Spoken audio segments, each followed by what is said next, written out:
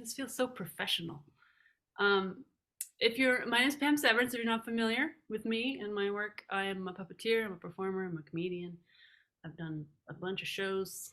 Have made a film, grants, all the fun things. You can check out my website or my Instagram if you want to do some light stalking. It's fine with me.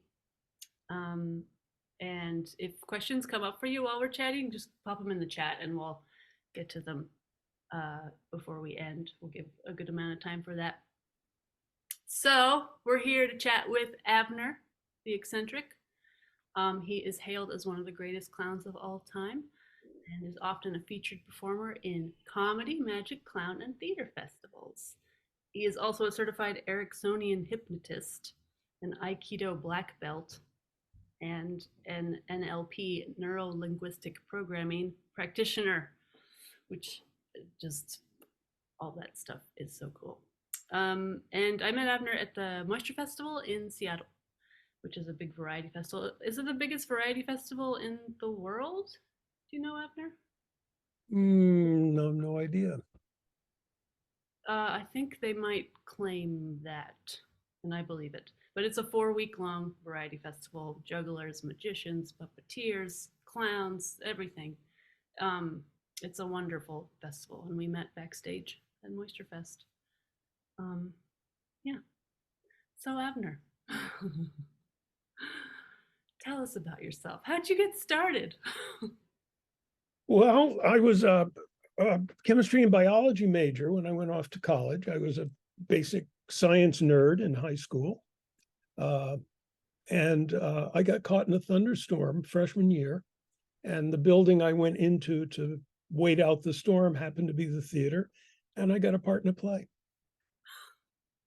Wait, how did that come? Did you just happen to wander into an audition? Yeah, I wandered into a building. I didn't even know it was the theater. And they were having auditions for a play. And it was called Machiavelli and the Mandrake. It was an updated version of the Mandragola. And I got a part. I don't know if I was the pedant or the pedagogue, but there were two of us who never actually got on stage. So here I was, this very innocent 18-year-old kid, and we would get dressed up and put on makeup and wore a suit and a tie, and it was theater in the round, and we were on opposite sides, and we had a little argument, a little polemic about what was going on in the play. Oh, that's fun. But I was totally taken with doing theater, and that was the beginning. Wow. And how did your parents feel about you ditching the sciences? Well, they were very accepting. Okay, good. Good. Actually, my mother had gone to Sophie Newcomb College, and she had been in actually turned out she was on the crew for a play. And I was poking around in the green room, and I found a box of programs from the 40s, and I found the program with my mom's name in it. Wow. Oh, that's so cool. And where did you grow up? I grew up in Atlanta, Okay. and I started at Tulane, and then the year that I got interested in theater, the theater department resigned. They had a big flap with the administration. So I took advantage of that and quit school and went back to Atlanta, where I auditioned and worked with a couple of theater companies, and took some classes at Georgia State College, which is the downtown college. And I got accepted at NYU at School of the Arts. So here I was going counterclockwise, which, as you know, people in South America go to college clockwise, and like the water in the bathtub. And I went to NYU as a design major, which I was terrible at, and hated New York. So after that, I went to the University of Washington, where I took too many courses and graduated. And somewhere along the way, had gotten interested in mime and wanted to study with Marcel Marceau, but I couldn't find his address. And I had Lecoq's address, and so I was accepted and went to the Lecoq School. thinking that I was going to a mime school. Luckily figured it out before I got asked to leave. And oh no. yeah, so spent 2 great years in Paris. Oh, amazing. What did that transition from theater to mime? Because it sounds like you accidentally ended up Well, I being. wasn't a very good actor. Uh, I was pretty hopeless, but I was really interested in technical theater, and did a lot of work in lighting and prop design and that kind of stuff. So it was this is the same scientific part of the brain, I think. Right. Just are you very particular about your cues when you're on stage since you're very technical? Like, do you produce your own stuff very tightly? Yeah, but I've really simplified it so that because well, for a long time I toured with a technician, but a lot of times I've toured alone, and I wanted it to be a show that you didn't have to spend all day programming a lighting board. So we kept it very simple, and the way the show is structured, it looks improvised. Mhm. So, in fact, what we practice is most of the lighting cues, and there are only a couple, happen a little after the fact. So it looks like the lighting guy's going, "Oh my God, he's going in the audience! Quick, bring the lights up." Oh, that's fun. Like using lighting as part of the joke. Mhm. Yeah, that's really smart. So your full show is you don't have a ton of cues. You just keep it like super. Very simple. I find that makes it so much easier if like all I have to say is start the music here and just give me a Well, wash. I, yeah, exactly. I work more out of the country than in the country. So I'm working in languages that I don't speak. And so it really there was an advantage to keeping it very simple and a philosophical reason for it to look simple. Philosophical reason, is that what you just said? Yeah. Okay, let's talk more about that. Well, just that the show looks improvised. I come in as the janitor of the theater, giving the stage a last sweep before the show starts. And I pick up these pieces of paper that are on the floor, and they pop open into a sign that says show starts in 5 minutes. And so that's the conceit of the show. So we wait. And about 20 minutes later, I have an alarm clock on stage. I look at it, 4 minutes left. And this goes on through the whole show. And after the final bit, curtain calls, I go and look at the clock, and it's 1 minute left. So the show never starts. Right. Oh, that's so fun. It reminds me of when someone gets on stage with a guitar and the whole bit is just them tuning it, like they never play a song. It makes me think of that. And that's an hour long, right? Uh, well, it had been about an hour and 15, hour 20. Mhm. I did my first show after the pandemic, or well, it's still going on, but in December. And I went out in the backyard and tried a couple of things, and there's some things that I just can't do physically. So I don't know how long the show is now. I'm guessing I could put together about 40 or 45 minutes of the easier stuff. Right, But right. interestingly, I do a lot of balancing. I can't balance light things. I got to balance a flower and a rolled up table napkin. You have to do a lot of micro adjustments. Mhm. And I had a heart attack a few years ago, and I'm on a lot of medication for that. And I can't balance those things anymore. Oof. And it has to look easy. To do it's not the kind of trick where you're taking something easy and making it look hard. It's taking something that's actually fairly hard and making it look easy. And Mhm. I just can't do it. So I'm rewriting the show in my mind, which is where it stays for the moment because I don't have any bookings. So Right. Yeah. Yeah. I don't do anything if I don't have a show coming up. actually, against better judgment, Lordy help me, I've agreed to do the Peaks Island talent show. Oh, what's that? Is that going to be you and a bunch of elementary school kids? That's sort of what I'm Oh, imagining. no. It's a show that's been going on for about 50 years here on Peaks Island at the Lions Club. And I'll do the same set I did at Moisture Fest, which is I kind of dick around for about 5 minutes and then sit down and eat napkins. Right. I know. I love that act. Yeah.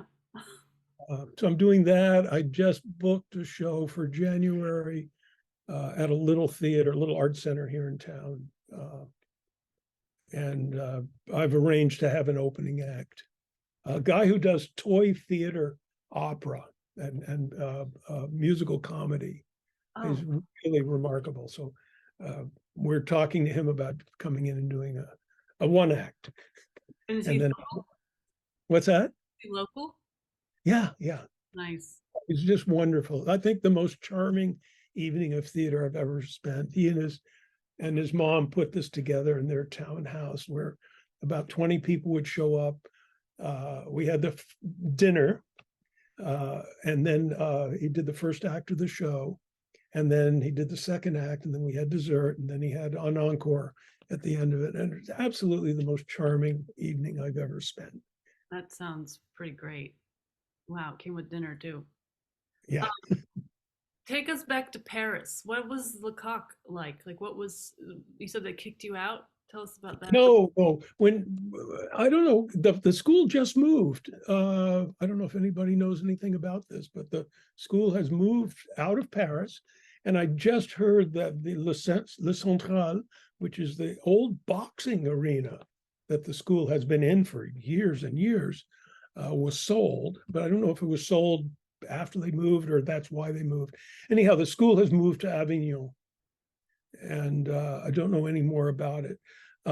One was accepted for a 3-month audition, and I think there were probably maybe 50 or 60 people accepted for the 3-month audition, and it was narrowed down to about 20 after the 3 months, where it was you had to go in this long room, and Lecoq was sitting there at his desk, and he asked you either stay or leave. And I thought I was going to a mime school. I wanted to do this, and complained bitterly when I was there as a student. But I think about a month into it, I had a real deep understanding that what Lecoq was teaching was much more comprehensive, physical rather than a psychological approach to all kinds of theater. Mhm. So I stopped complaining and started praying, and luckily was asked back. Stopped complaining and started praying. That's I'm going to use that. Um, it's I you perform a lot in other countries, and I'm thinking about.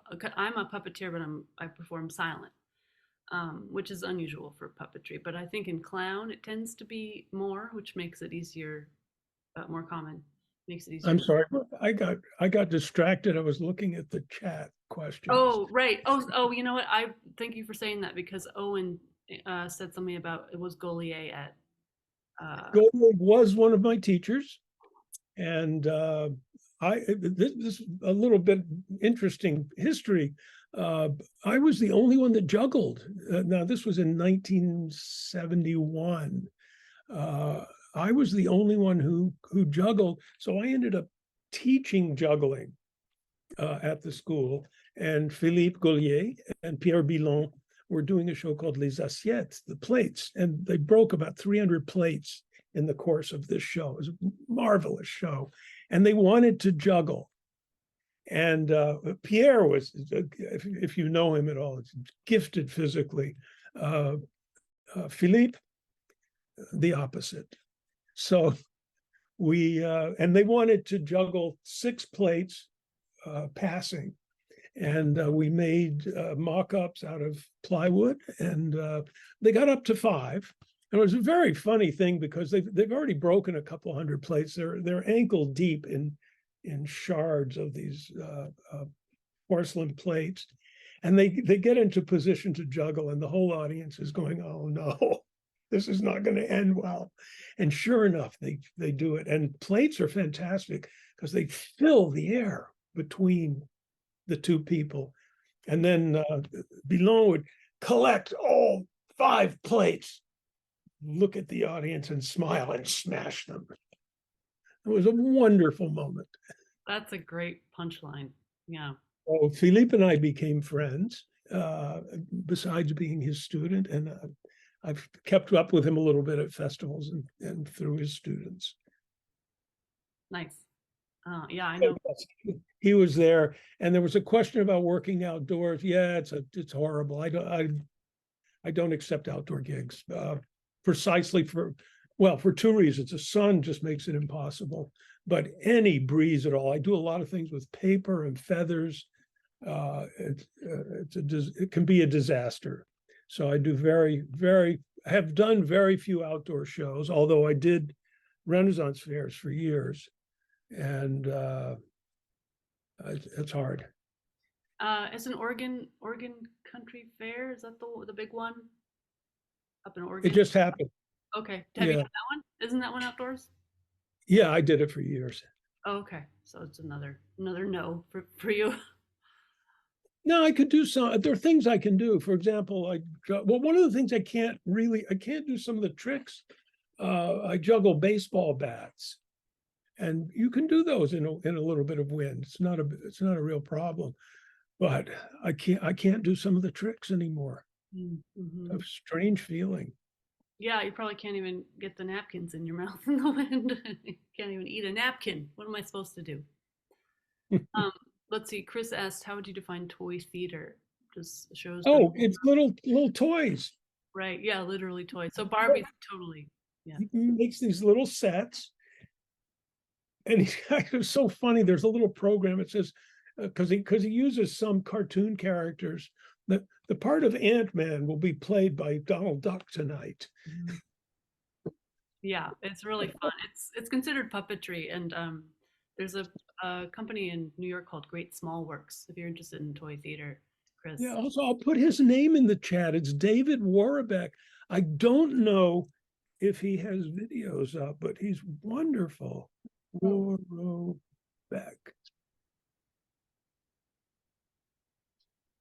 There's a name for his theater. I can't remember it. Anyhow. Nice. David Warbeck. I feel like I've seen that name somewhere.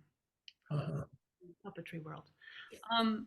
Yeah, to go back to performing internationally and not using dialogue.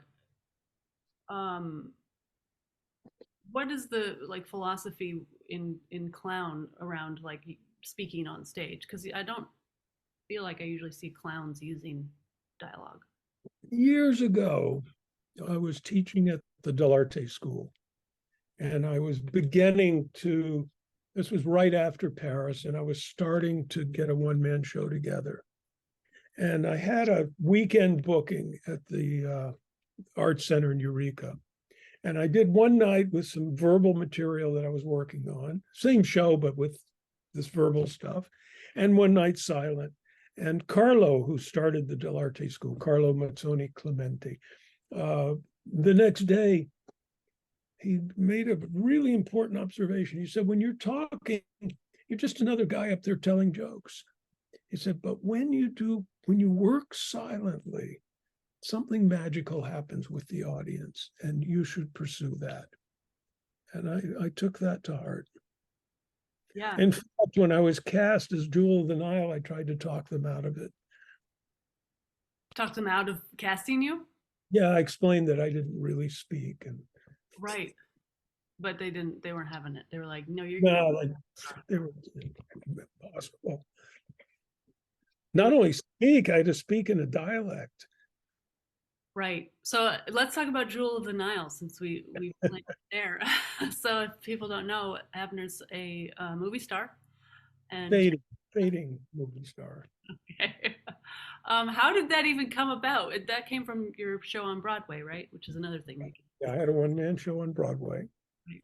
And the Flying Karamazov brothers, who are my oldest and best performing friends, had already been cast in the film. And I got a look at an early script, and the part of the jewel was, they were really described Alec Guinness in that, uh, I forget the name of the movie he was in, but he played an Indian, kind of a mystic, not the sword and the stone, the jewel and the crown. I don't remember the name of it, but it was very clearly that was the character. And so I got a message through my agent that Michael Douglas had snuck in and seen my show. He and the director came, and they basically offered me the part. It was quite magical. Wow. And of course, I tried to talk them out of it. You're like, I'm a clown. We did a very quick makeup and sort of screen test, and that was it. I was off to Morocco. Oh my gosh, you got to be in Morocco too. Yeah, How long was that? What was that experience like? Had you been on a movie set? no, no. Uh, it was amazing. It was shot to schedule. In fact, I asked the director, who was relatively unknown at the time, Louis Teague. I said, Louis, this is a big movie, sequel to Romancing the Stone. How did you get the job? He said, because I'm on time and under budget. He had a reputation, a good one. Yeah. And we were in Morocco for 2 months, and then we were in Nice for 1 month. And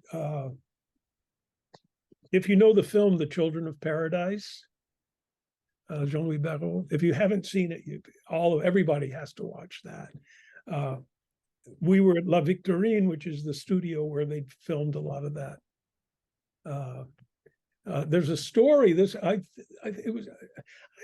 can't get the whole story straight, but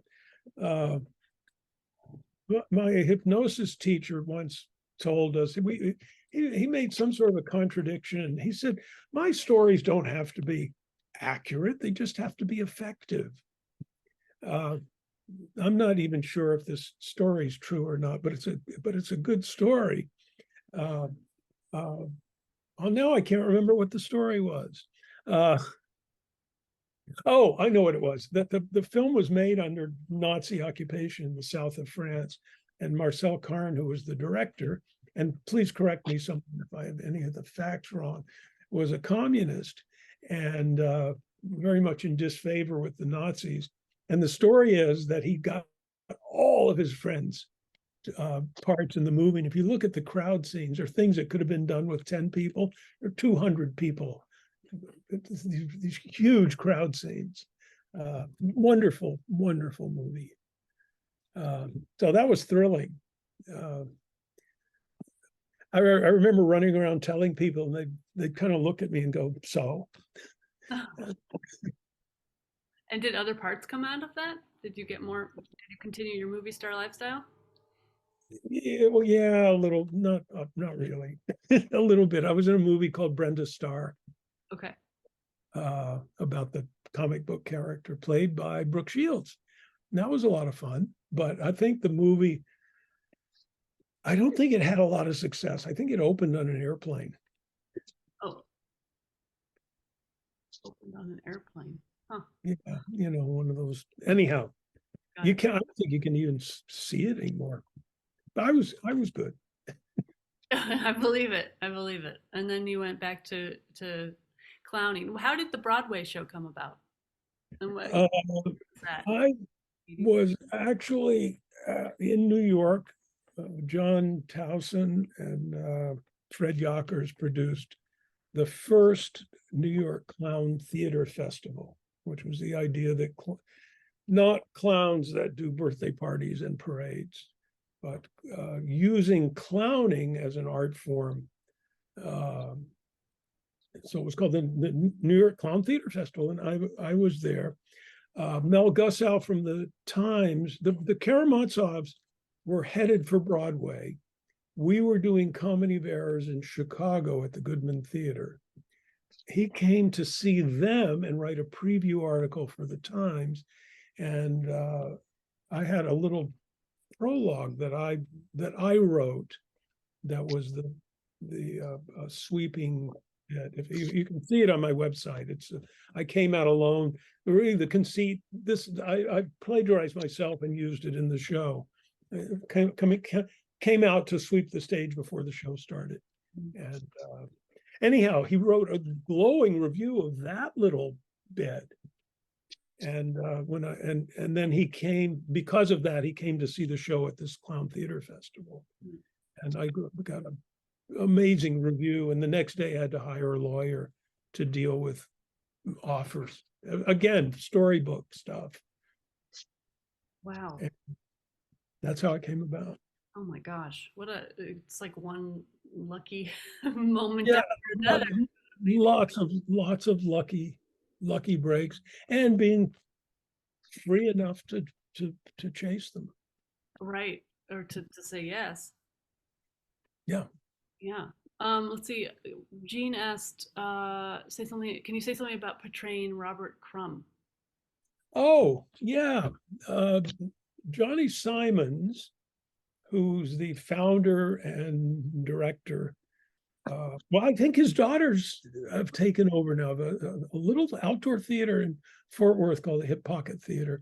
Johnny was one of the first mimes in America. I can't remember who he studied with. At any rate,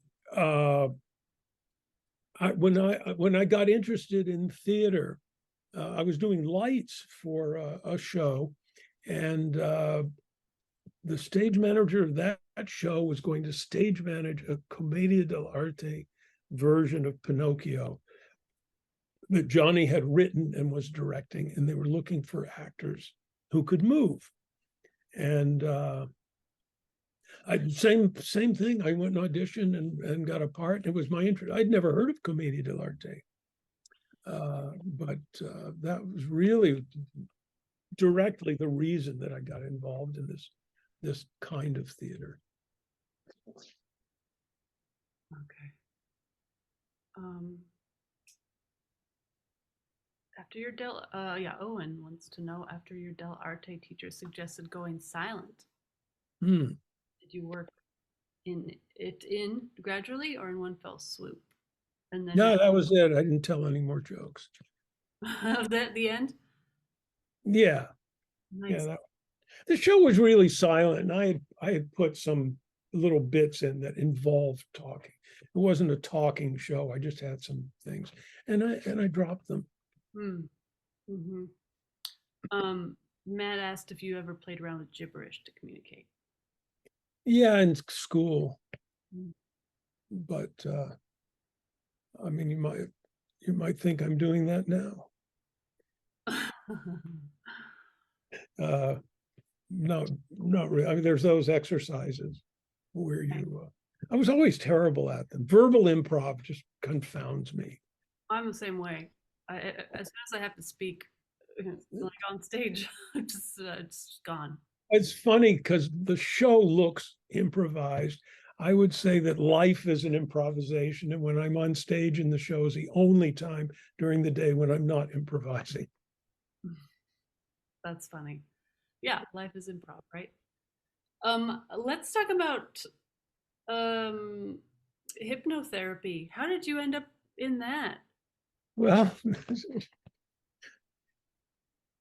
when I was living in Minneapolis and cobbling together, trying to make a living in this, and it was after Lecoq. One of the things that we studied at Lecoq was animal movements. So both the movements of animals and also human characters based on animal movements. So I was teaching a workshop at the Walker Art Museum for kind of middle school kids, where we went around the museum and looked at a lot of sculptures and paintings of animals, and then we did a workshop on animal movements. One of the parents who came to pick up his daughter he basically accused me of using Ericksonian hypnotic language patterns. I didn't know what he was talking about. I said, I don't know anything about that. And he explained a little bit about it. As by way of demonstration, he called his 10-year-old daughter over, induced hypnosis, created something called glove anesthesia, and then poked her with a safety pin, and she didn't feel it. This was impressive. And he turned me on to a book that, as it turned out, was life-changing for me. It's called Uncommon Therapy by Jay Haley, if somebody wants to write that in the chat. I'm on it. And so I started studying Milton Erickson. It's fascinating, non-authoritarian sort of coming around the back door approach to hypnosis. Erickson got what they considered magical results, and people didn't understand how or why. And the first thing that interested me, I used to do a version of Slidini's paper balls over the head. At any rate, someone had to hold their hand like this, and there's another point in the show where someone's arm is out like this for a while, and people get tired. And there was a story about Erickson that he was teaching, doing a demonstration for medical school. He asked for a demonstration subject, and the person they got for him didn't speak any English. He didn't speak any Spanish. And they describe, in the act of shaking hands with this person, inducing a profound hypnotic trance.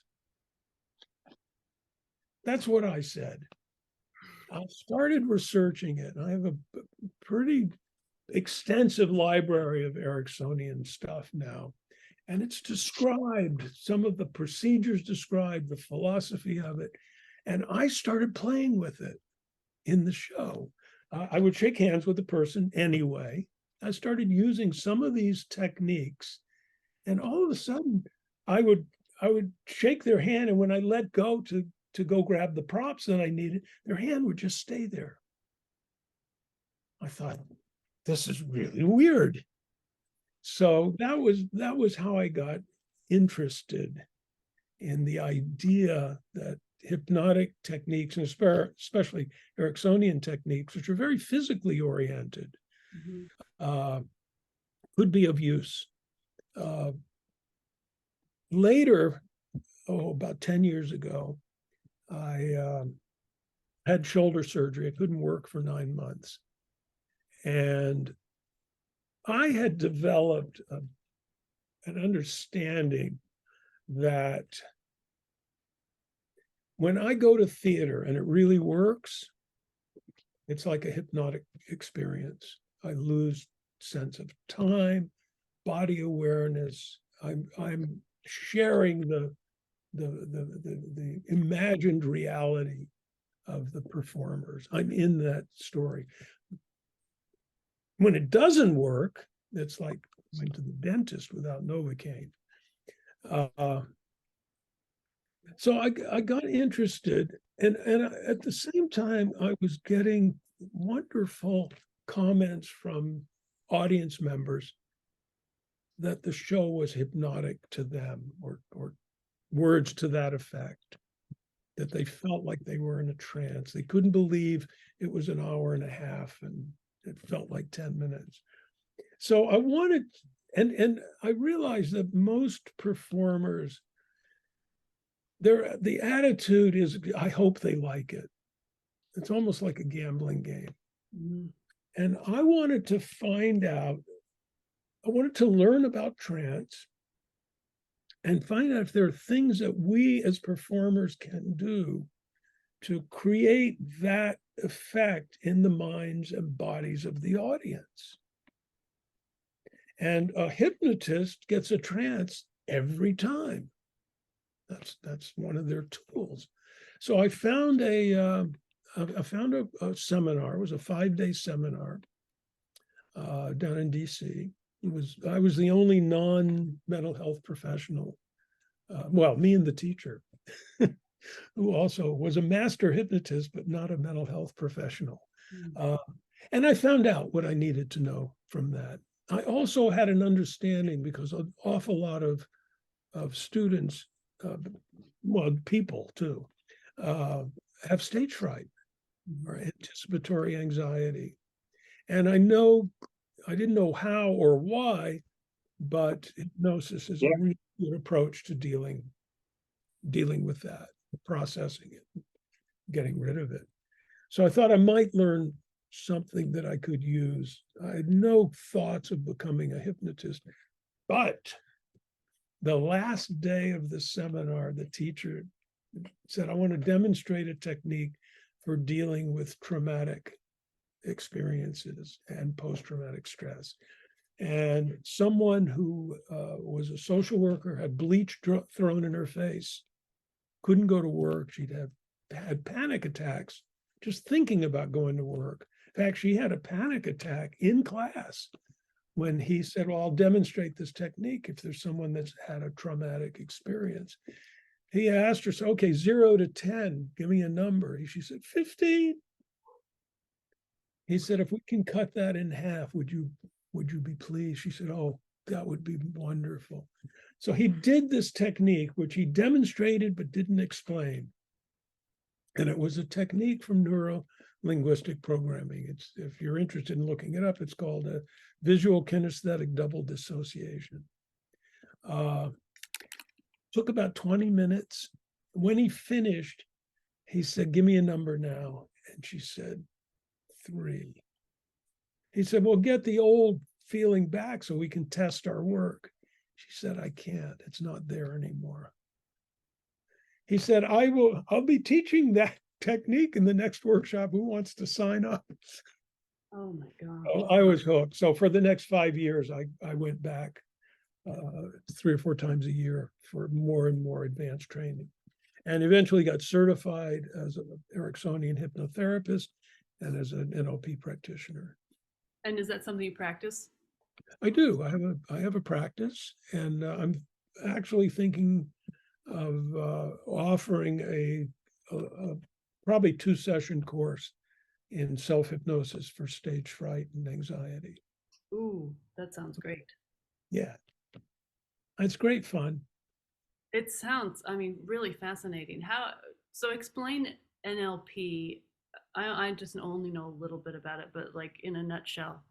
In a nutshell, John Grinder and Richard Bandler, a linguist and computer guy, wanted to figure out what 3 therapists were doing. And these 3 therapists, Fritz Perls with Gestalt therapy, Virginia Satir, family systems therapy, and Milton Erickson and this Ericksonian hypnosis, mostly Erickson, who even secretaries in the department said, I talked to Dr. Erickson and my headache went away. What did he do?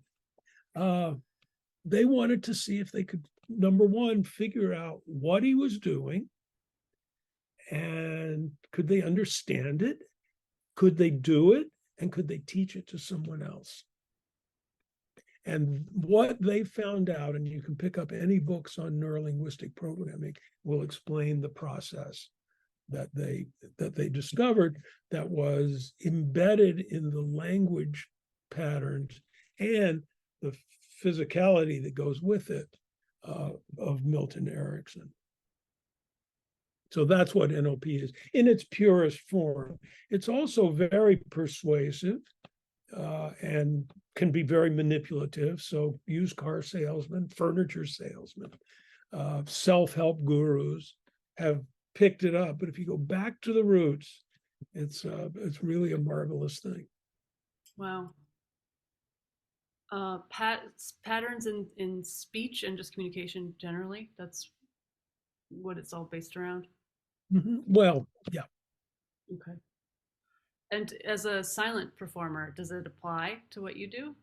Yes, absolutely. And I use those well, Pam, you were in my online workshop. I make a lot of references to it and teach a lot of the techniques applied silently, although in the workshop you may not realize that's what we're doing. But Oh, yeah, absolutely. And number one, it does produce that relationship with the audience, which I define as rapport, which is a French word, which basically means that there's a wonderful quote from Lecoq: "You don't clown for people, you clown with them." And rapport, as I defined it, the audience is feeling what the performer is feeling, not observing it and not judging it, but experiencing it. And that's a very different approach than "I hope they like what I'm doing up here." That creates a separation. So I've developed a lot of techniques for teaching that, and I had the same sort of paradigm that Bandler and Grinder had. Can I figure out how the show creates this hypnotic response? Can I understand, are there techniques involved there? And can I teach someone else to do it? And it's just marvelous, especially in the in-person workshops and in directing and coaching that I do, to see a piece just get rejiggered a little bit and all of a sudden plug into the audience's emotional state. wow. And is that, do you find it's rapport that is what creates that? Like when you go to a show and it's like going to the dentist without Novocaine, um, is it because that performer failed to build a rapport? Or I mean, one of them. Any number of reasons, but that's probably at the base of it. Yeah. Could Yeah. just be a bad show too. Right. Well, yeah, if it's a bad show, you're not really building rapport, I guess. Jean asked, oh, wait. Sherry asked, what are the initials of technique? Which technique? Oh, NLP, Neuro Linguistic Program. Neuro-linguistic programming. NLP. And then Jean said, did you ever study NLP under Phil and Norma Beretta? Or do you know them? No, I haven't heard of them. Is that, Jean, are those your parents or your aunt and uncle or some? It's my aunt and uncle, yeah, and they teach it out in LA. And Phil actually has had surgery without any kind of anesthesia, but Wow. by being hypnotized. Yeah, it's pretty remarkable. They've done it for me a little bit over the years. Oh my God, Yeah. that is wild. How? It's incredible. Mark said, have we just been hypnotized? It's possible. You have any reason to think you haven't? Written references I might read about this rapport concept. Yeah, are there? Not really. Ah, it doesn't sound like it. Look on my website. There's something called the Eccentric Principles of Performing. And it's really a toolbox for creating rapport. And I've got 2 online workshops scheduled in November. They meet one day a week, one on Saturdays, one on Tuesdays, for 2 hours for 6 weeks.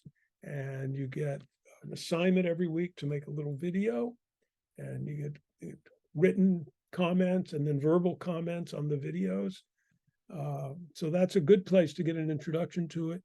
And I will most likely be teaching a 4 or 5 day workshop in LA in April or May. Oh, I'm in. We're talking about that right now. Yeah, great. And that would be the same workshop, just in person? Basically, I mean, it's always different depending on who's there and Right. what they want, but the structure and the basics the same. Yeah. Oh, okay. I want that. I had a question. The details of the online workshops, if you go to my website, avnertheeccentric.com, Yes. You'll see a link right on the homepage for those workshops. And Robert, thank you for putting that link in the chat. I was going to ask, what is the difference between eccentric performing and clown? Like, how do you differ them? Okay, I'm glad you asked. I had to give a talk at a big clown convention, and I hadn't spoken in front of that many people since my bar mitzvah. I'm not really a public speaker. And at dinner with the directors of the convention, I asked them how they define clown. And I realized I've been performing as a clown for almost 50 years now. By the way, I dropped the word clown and the red nose years ago. And until then, even when I had the first solo clown show on Broadway, all the press talked about bring the kids, bring the kids. I was trying to be a sophisticated clown for adults that kids would enjoy. Boy, I got rid of the nose, and immediately they started talking about the existential journey of the character, the poetry of the show. So that was a good move. Yeah. So I asked them, how do you guys define clown? These are mostly parade and event clowns, and they didn't have a definition. They started with there's the 1st August, 2nd August, this kind of French historical. It's a very particular kind of clowning. So I got up. There were probably 400 clowns with big wigs and flashing bow ties, and they all had big shoes on. And I asked them, why do you wear the shoes? And they don't know. There is a reason. I can explain that if you're interested. But so I started my speech by saying, clowning is like pornography. You can't define it, but you know it when you see it. But more telling, I was at a gala show of a clown convention in another country, and I was there with a students of a workshop that was going on. And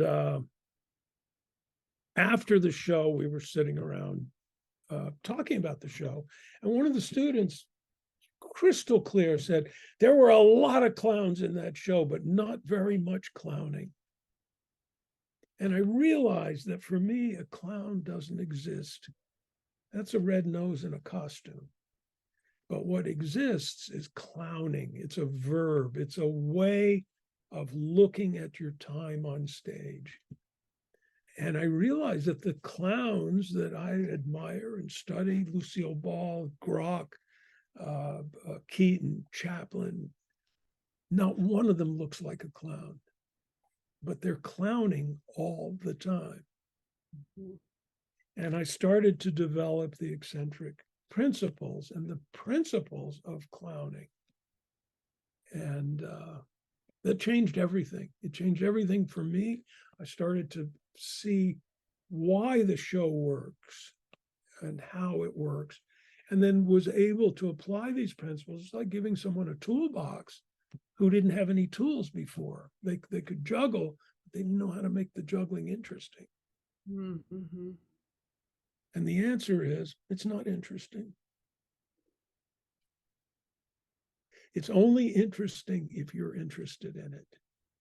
It's nothing you do on stage will ever be interesting.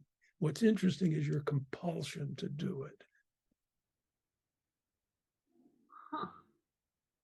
Your compulsion. Yeah, you have to do it. Right. It does feel that way sometimes. Yeah. I think of my show now as a hypnotic induction. And there's a technique for entering the stage that creates this rapport. In the first 2 seconds you're on stage, it creates the rapport. After that, it's yours to lose. But your job is to keep it going. So you enter the stage, and you and the audience are on the same page. You're in the same emotional space. And then you make a bunch of suggestions to them, none of which are true. You say you're a juggler, you suggest to them, it's important that I juggle these 5 plates. It's not important. It's only because you agree together that it's important. You're a mentalist. It's important that I tell you what card you picked. No, it's not.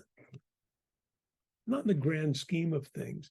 But if we agree that it's important, it's a way of looking at a show as a hypnotic induction, followed by a bunch of suggestions, which are very pleasing, both to the performer and the audience.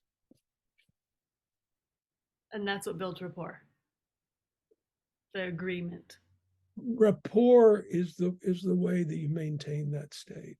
And this kind of rambling on is what happens when you're out of work and spend too much time at home. This is not rambling. This is golden nuggets. Okay, we're coming to an hour. I just want to make sure we answered all the questions. Oh, Alan Leeds says, do you know much about Robert Dilts' work? Yeah, Dilts was one of the founders of NLP, and he wrote a wonderful book called Sleight of Mouth, a play on sleight of hand. And it really is sleight of mouth. The language patterns in what's called the Milton model bypass your critical faculties. So it's like watching bad commercials, thinking, well, this isn't having an effect. And sure enough, that's the brand you pick up when you're in the store and not thinking about it. So Dilts is very important in NLP. Do magicians use NLP? Robert is a magician. A lot of them use it inadvertently and aren't aware they're using it. I think it's the kind of thing that the magicians I know, it's the kind of thing they would be either interested in or completely dismiss it as being woo-woo. Right. And pseudoscience. Yeah, it's hard to talk about the connection between a performer and an audience without it sounding a little bit woo.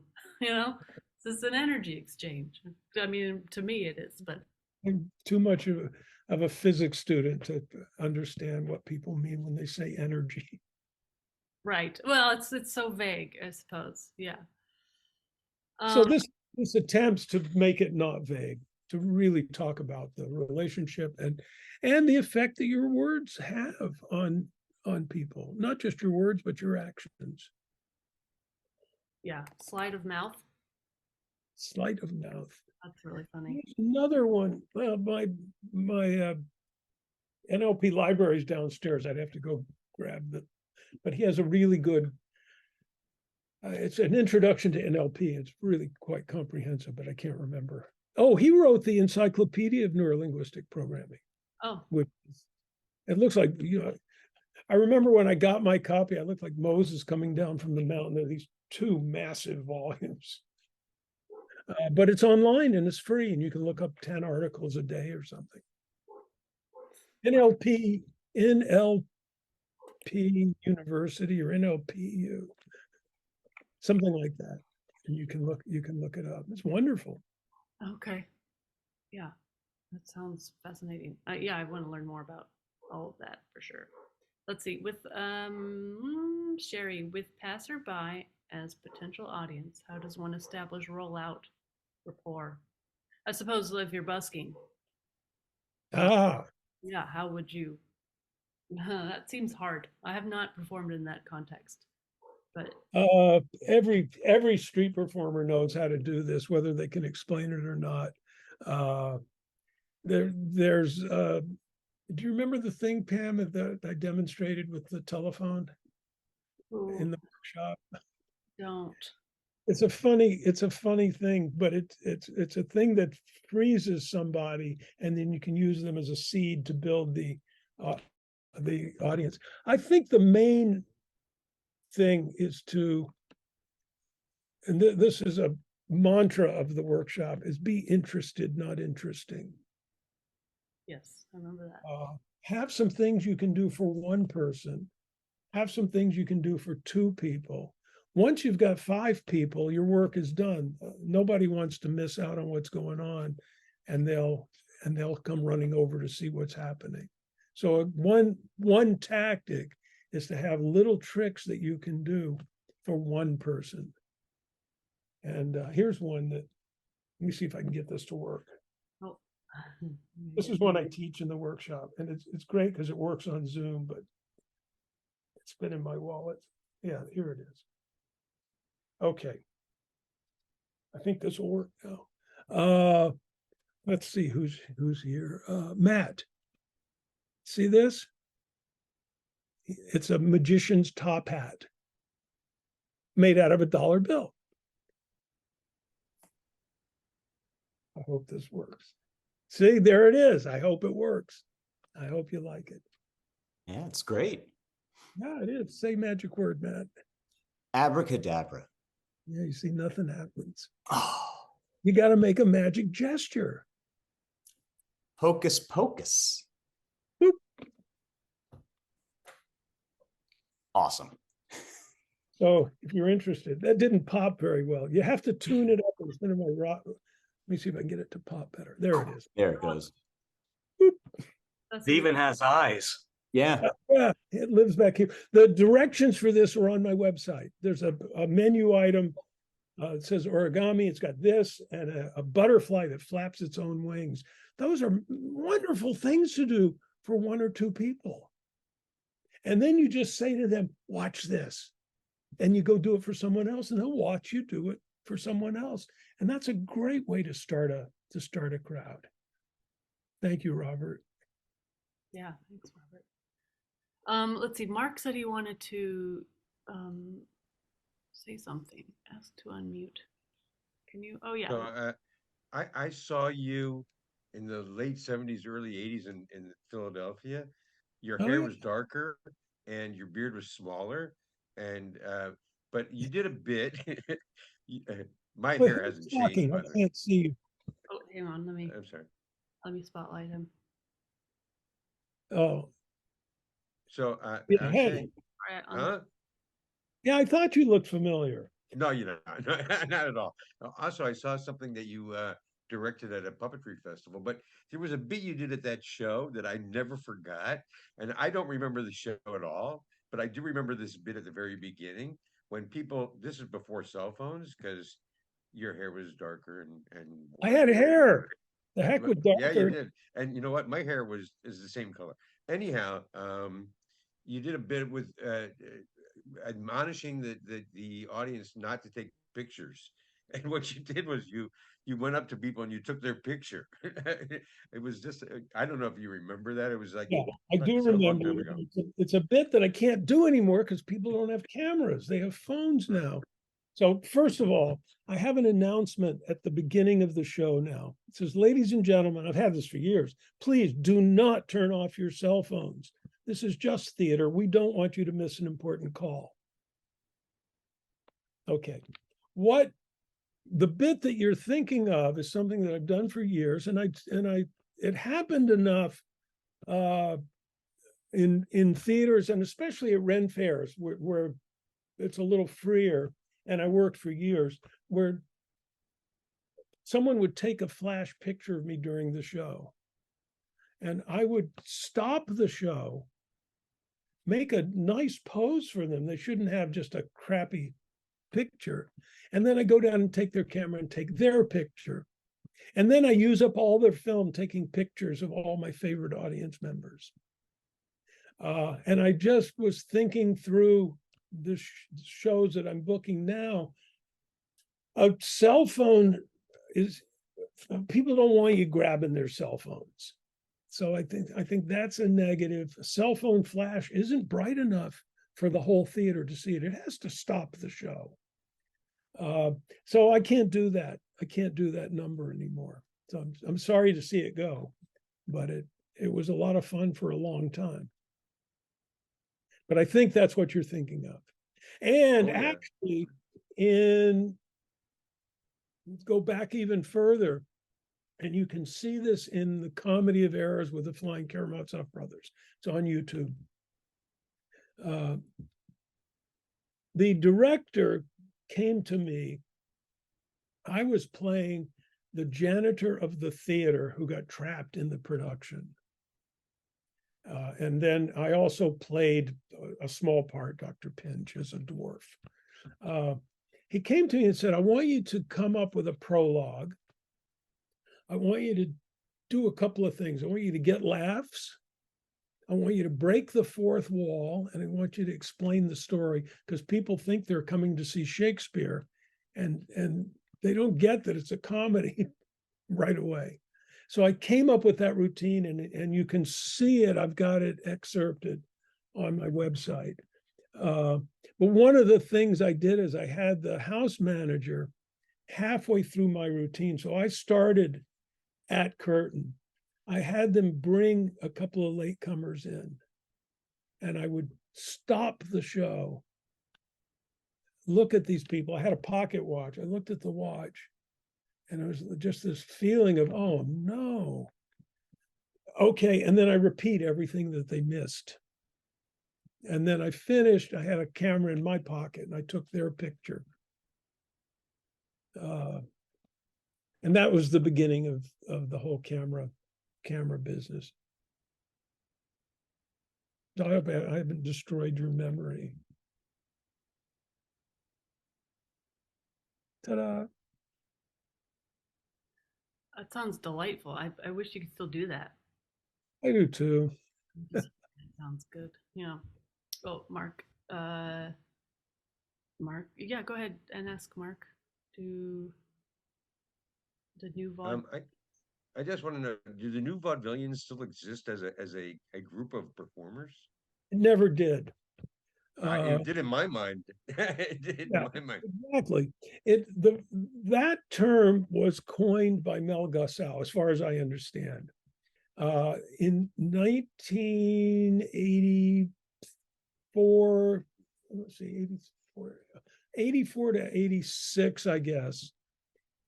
Several shows appeared in New York on and off Broadway. Bill Irwin, Flying Karamazov Brothers, Penn and Teller, and Avner the Eccentric. What we all had in common was that we were doing traditional vaudeville skills, variety skills, that usually were in an act of maximum 8 or 10 minutes. And we were doing full evening shows using these vaudeville skills. And they didn't know what pigeonhole to put us in, because we had producers who put us on Broadway. And I believe it was Gussow who called us new vaudeville. And Wasn't then wasn't Ron Lucas part of that? What's that? Ron Lucas, was he not part of that? And there was a juggler other than the Karamazov brothers who kind of started that whole Ron was our process. biographer. He wrote the book Acrobats of the Soul, where he described all of those acts and a few others. Well, as soon as that came out, everybody who could juggle started calling themselves a new vaudevillian. And I remember our agent, the Karamazovs, and I had the same agent, told us, you can't use that term anymore. People are associating it with street performers and party magicians, and you can't use it. As perfect as it was, I remember that conversation. That's a nice term, new vaudevillians. I don't hear that. There was a show here in LA called Modern Vaudeville for a while, but it didn't last. And also, it was stand-up comedy. So what were they even doing? I think Mark was trying to recall Michael Davis. He was on Broadway for a while, and they referred to him as a new vaudevillian. Michael Davis was in Sugar Babies. Yes. I don't think he ever had his own show on Broadway. He had famously at the White House. There's a video. God, he's so good. Yeah, he had a show that was going to go to Broadway, but I think he debuted it in Piccadilly Circus, and it never actually made it to Broadway, but it ran there for a while. There was a guy in 1975, Michael Hennessy, who was there were 3 mimes in Minneapolis in those days, and he was the most famous one. And he had a show with 2 musicians. It was wonderful. And one of the things he was really good at was improving things in mime. He would take suggestions from the audience. And he had a producer, and he and the musicians went off to New York. This was pre-internet, so we kind of waiting around to see what would happen. He came back with his tail between his legs. He got horrible reviews. You know why? His improv was too good, and the critics said that nobody can be this good. He must have used stooges. So he became a wine merchant. And I don't know if he's still around. This was a long time ago. Hi, Michael, if you're here. Wine merchant. It's quite a pivot. Yeah. Okay, I think, yeah, any more questions from anyone before we wrap up? Look at Avner's workshop, and my workshops are on my website. Oh, here, Joyce, yes. So I have a question. A good friend, hi Pam. I wonder, I have a question because of our good friend Seth Word. He's doing this kind of stuff. Have you seen Avner? Have you seen his work? And I just wanted to know what you might think of it. He's wonderful. What's his name? Seth Word. You might have seen him like on the Gong Show, and he's you Pam, I don't remember where he goes, but America. I haven't seen him. He gets in these crazy costumes and just improvise. I don't know, maybe he's more rehearsed and programmed. He's amazing. What do you think, Pam? You know him. Yeah, he's sort of like an extreme physical clown. He creates elaborate costumes and then like kind of prods the audience and brutally. I would call it buffoon. Like he's really sometimes he's even hard to watch, but he's so fun and talented. And now he's doing this thing where he goes on all the variety shows like AGT and Gong Show and ones overseas and is like the bad act, but then he keeps coming back. Yeah. I wish him the best. I think he's quite brilliant in his strategy. I've been watching his career for quite a while, and man, what did you say before, besides eccentric, being dedicated? He's dedicated to his craft. Anyway, that's all. This was enchanting. Thank you for having this. I'm so glad I caught it. Yes, let me put his name in the chat. Seth Word. If you Google Seth Word, I'm pretty sure you'll get. No, I haven't heard of it. No, I have. Can I add something? Everybody should go to Avner's website and look at this opening to Comedy of Errors, because I've had it muted watching the opening that he did while you're talking, and it's really brilliant. Thank you. Yeah. Very kind of you. I want to see you and Bill Irwin in a Waiting for Godot production. That they talked about it at Pittsburgh Public Theater back in late 70s, and we couldn't get Bill. He was doing something else, and I ended up doing it. I've done Godot twice, ended up doing it with other actors.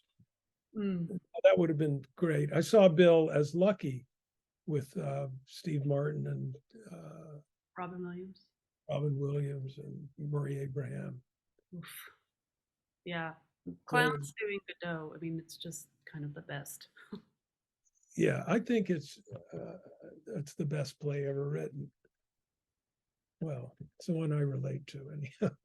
Right, and Bill Irwin's doing a workshop with Celebration Bar. Did you see that? Yeah, has it already happened yet? It's soon.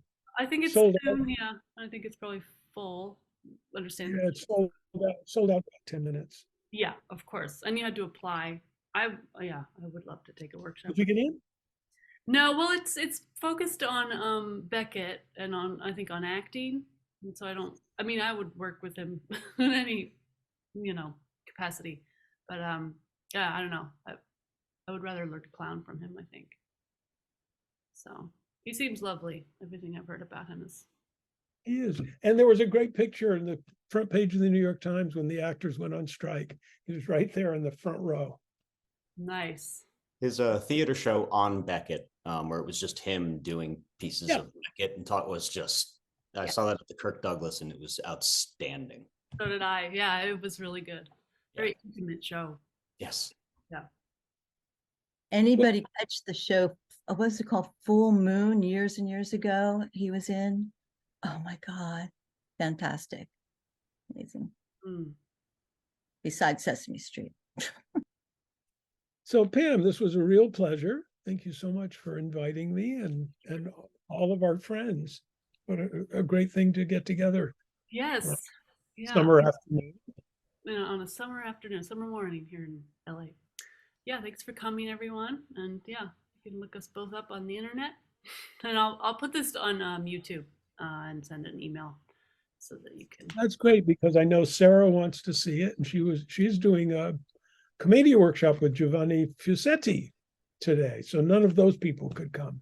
Okay. Yeah, I'll post it and yes, people can, and I'll put time, whatever, those timestamps. Okay. Thanks, everybody. Thank Bye. you, Avner. Thank you, Pam. Thank you. Bye.